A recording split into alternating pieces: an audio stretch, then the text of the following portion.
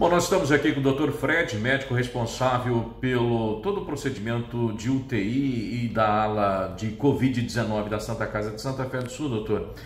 Informação sobre, primeiro, ocupação de leitos na nossa instituição, como é que está hoje? Bom dia. Bom dia, obrigado por essa oportunidade. Bom, nós temos credenciados aí 5 leitos de UTI, tá? Para a unidade Covid. E nós estamos, neste momento, com 6 pacientes em ventilação mecânica. E ontem entrou um paciente grave, né, suspeito de, tá? Então ele não tem ainda o teste confirmatório, mas suspeito, com um quadro bastante sugestivo. E que ele já chegou muito grave e faleceu agora de manhã, senão nós já teríamos 7.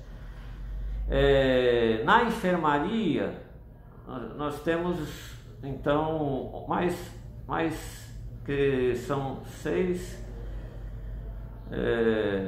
nós estávamos com 16, ontem faleceu um, então nós estamos com mais 9 pacientes na enfermaria clínica, alguns em processo de melhora, outros que estão em reabilitação. Tem pacientes que estão internados há mais de um mês, eles já não têm mais o Covid, mas eles estão em processo de reabilitação, eles não têm condições físicas de voltar para casa, tá?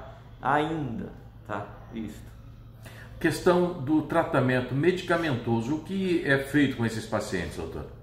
Então, o tratamento medicamentoso tem toda esta controvérsia, né? Mas uma coisa que não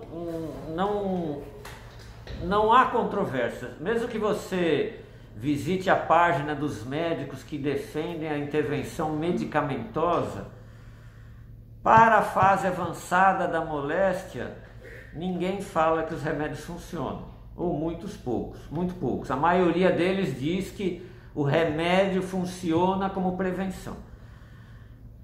Não há evidências científicas disso, tá? O que é evidência científica? Porque todo mundo fala assim, mas num lugar eles deram o remédio e acabou a epidemia. Mas teve outros lugares que deu o remédio e não acabou a epidemia. E teve lugares que ninguém tomou nada e também acabou a epidemia.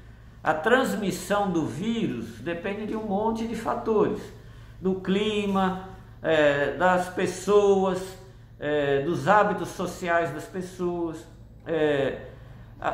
o estrago que o vírus vai fazer numa comunidade depende do nível de saúde prévio dessa comunidade, da quantidade de jovens ou de idosos que existe nessa comunidade. Então, é muito diferente a incidência de doenças em várias cidades, em vários países. É difícil então você falar assim, esse remédio está funcionando. Você pode fazer as observações de que ele parece estar funcionando aqui, ali parece não estar funcionando. Então a ciência demora um tempo para ter certeza da ação de determinados medicamentos. Você ainda encontra estudos dizendo que a hidroxicloroquina funciona, tá? Mas você tem outros estudos dizendo que não funciona. As sociedades de especialidade é que avaliam a qualidade dos estudos e orientam os médicos qual parece ser a direção da verdade, né? Agora, o que é ministrado para os pacientes internados na Santa Casa hoje? Quando o paciente interna com Covid, a imensa maioria dos pacientes internam por causa da síndrome respiratória aguda grave, que é uma inflamação no pulmão, o vírus atacando o pulmão, uma pneumonia provocada pelo vírus, tá? Então, nesta fase, o paciente às vezes precisa de ajuda para respirar. Muitos pacientes, a imensa maioria dos pacientes tem um quadro moderado e eles vão ficar bem só com o uso de oxigênio, tá? Aí toda doença inflamatória provoca aumento da incidência de tromboses. Então a gente tem que fazer profilaxia de tromboses, usar alguns remédios anticoagulantes para tentar diminuir o risco de trombose.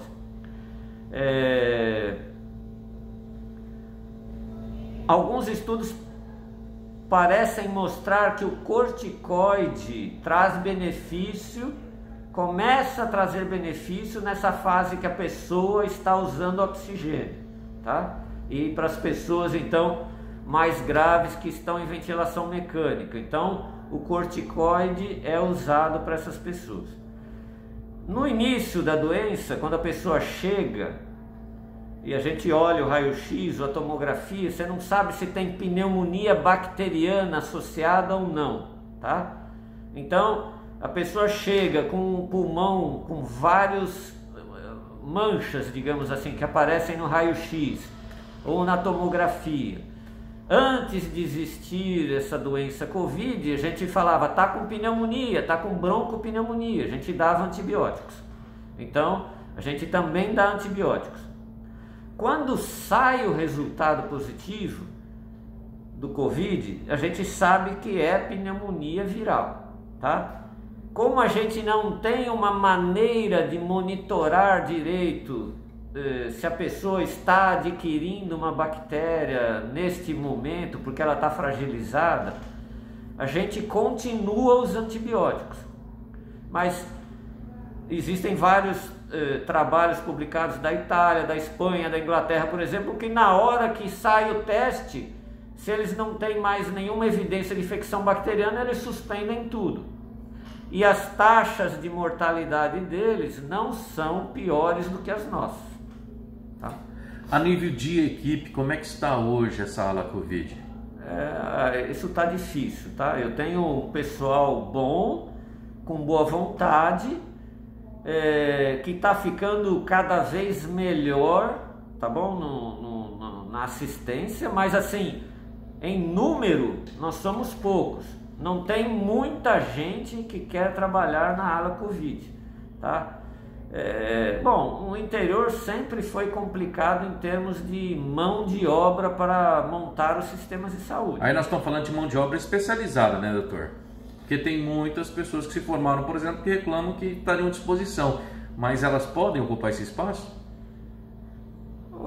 Ora, é assim, em todos os países do mundo, na vigência de pandemia, vários médicos foram realocados para atendimento ao Covid, tá? Então,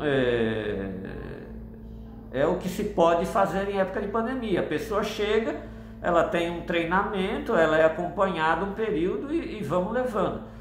Você fala para mim assim, se eu tenho pneumonia por Covid, eu gostaria de entrar na UTI do Sírio-Libanês ou do Einstein lá, não sei, lógico, né? Mas assim, a gente tem que trabalhar com o que nós temos, né?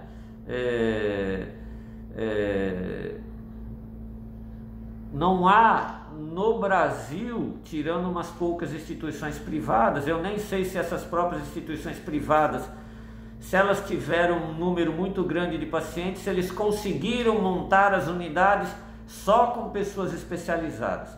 Mas provavelmente elas conseguem ter um grande número de pessoas especializadas para fazer a supervisão, tá? E para nós isso é um pouco fora, mas dá para ir trabalhando.